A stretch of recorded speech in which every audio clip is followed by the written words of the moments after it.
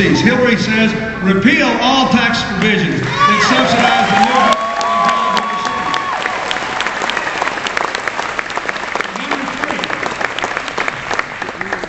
jobs. Number three, we have to enforce our trade laws again. Trade enforcement in this decade, you'll find this hard to believe, with so few jobs coming into America, trade enforcement, that is where we try to make sure everybody's keeping their end of the deal, is 1/5 what it was in the 1990s. And the reason is, among other things, that we can't get tough on our backer. We have abandoned financial responsibility. We have gone from the surpluses. We ran 4 surpluses in a row in my last 4 budgets, the first time in 70 years that had been done. And I don't know if you remember, but we had low interest rates. People could afford to buy a home. You didn't have this home mortgage meltdown, and we had a growing economy. Now, we have gone back to massive deficits. We've added trillions of dollars to the national debt. And guess what? We have to borrow money every single day to cover the tax cuts of people who are millionaires, including me. I love saying this because I had the lowest net worth. Our family did. We were the poorest family to move into the White House in the 20th century. And we were worse off when we left than when we got there. But as soon as I made a little money, they started throwing tax cuts at me. It didn't make a lick of sense. We had soldiers in Iraq, soldiers in Afghanistan, unmet health care and education needs at home, and we had to borrow the money. It's the first time we ever fought a war on borrowed money.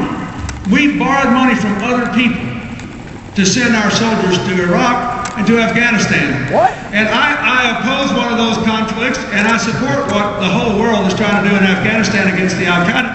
But the point is, we never did this before. Who did we borrow the money from? Same people we have big trade deficits with. Who has the biggest trade surpluses against America? Let's just list them. China, Japan, Korea, and the oil sellers, okay? Middle East. Who are the biggest creditors? Who loans us the most money every single day? China, Japan, Korea, and the oil sellers. This is not rocket science. Tomorrow morning, get up and have breakfast and have an extra cup of coffee to get your nerve up. And amble down to the local bank. Walk into the bank, barge into the president's office, and slap the living daylights out of the bank. Now, let me ask you something. You think you could get a loan tomorrow afternoon? Of course not. We're laughing, but you see the point, don't you?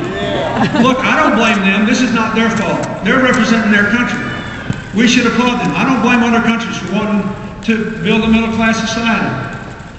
I don't mind it if we help them, but this has got to be a fair deal. You can't make a contract with another person who lives in Bowling Green that you can't enforce, can you? You wouldn't, would you? That's where we are. And we are there in part because we have abandoned financial responsibility for the short-term greed of special interests that have compromised the economic future of the young people of this country and put a $30,000 birth tax on every kid born in America because nobody believes in the balanced budget anymore. You want somebody who believes in one, you vote for Hillary. Make the president.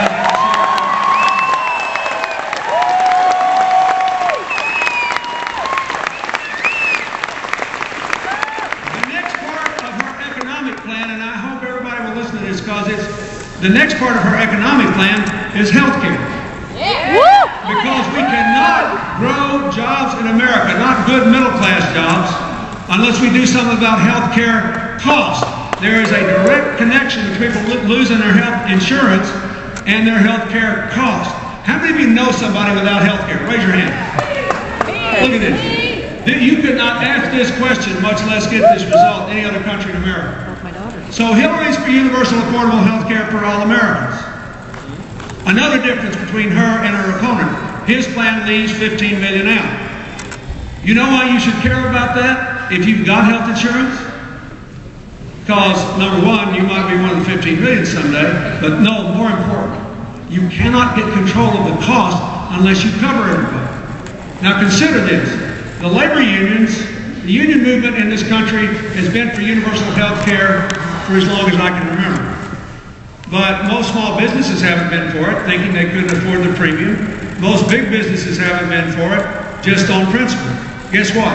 Now, every big business and small business in the country that understands the economics of healthcare is for affordable, universal healthcare. Why? Why?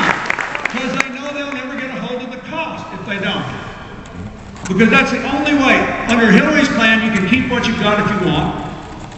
But if you don't have insurance or you want to change, you can buy into the exact same plan that insures members of Congress and their families and all federal employees and their families. And it will save this country a fortune. Here's why. And if you can't afford the premium, you get a tax credit that is refundable if your income's low. And businesses who help are also eligible for it. Now, why will this save money? Because then we'll all be in these huge plans with millions of people. And the insurance companies will no longer be able to spend $50 billion a year trying to figure out how not to cover people because they got a pre-existing condition.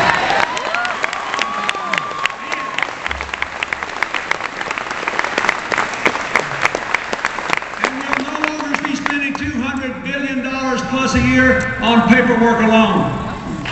Let me just tell you, administrative cost and paperwork, you think of this next time you write a check for your health insurance. Administrative cost and paperwork in America is 30% of total health care costs. That's why your costs are so high. No other country in the world will tolerate it. And why? Because we don't cover everybody. And they spend a fortune trying to figure out how to avoid paying, how to not cover somebody, how to delay paying. You've all been there, right? There are people in this room I know that have health insurance that were told when they filed a claim, I'm sorry, your claim is not covered. And you knew they were going to pay, and they eventually wound up paying, but they got to jack you and your doctor and your hospital around for 3 or 4 months while they kept the money and earned interest on it.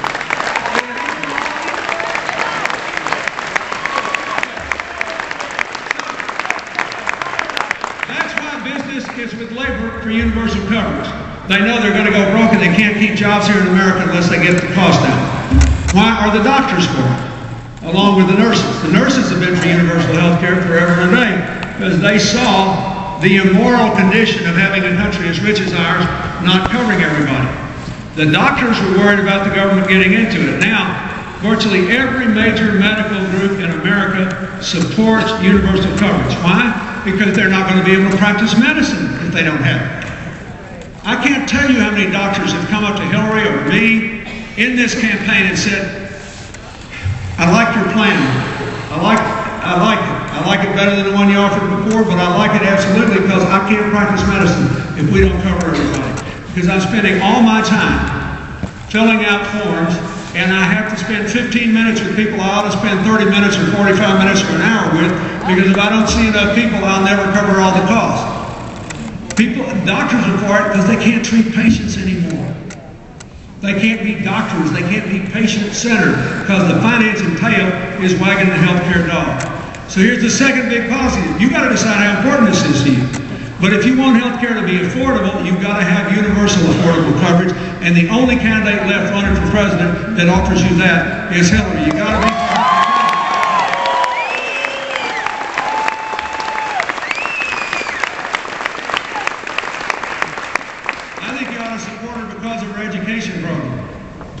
universal pre-kindergarten to get all our kids off to an even start. Yeah. Get rid of No Child Left Behind. Yeah.